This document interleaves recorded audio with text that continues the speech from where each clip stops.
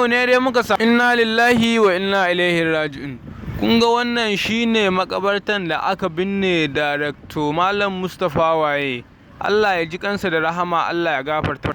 To gaskiya mun yi jimamin rashin Darakto Malam Mustapha Waye sosai. Jimamin da ba za mu misalta shi ba kuma ba za mu kwatanta shi ba. Gaskiya a masana'antar Kannywood an yi babban rashin da babu misalin shi a wannan lokacin. Allah ya gafarta mishi. To ba abin da za mu ce, na saka hotunan jaruman Kannywood a jikin abin, har da Murja Ibrahim Kunya. Su ne wanda suka fi kowa jajantawa da kokawa. To gaskiya na yi babban tunani wani sosai. To duk da dai wasu suna kallon jaruma Ibrahim Kunya ba ta da hankali, ba ta da kirki, tana zazzantuka na banza da hauka da waye a cikin TikTok.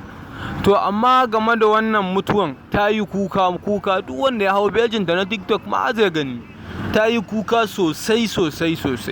Ta koka. Muna saka mata da alkhairi.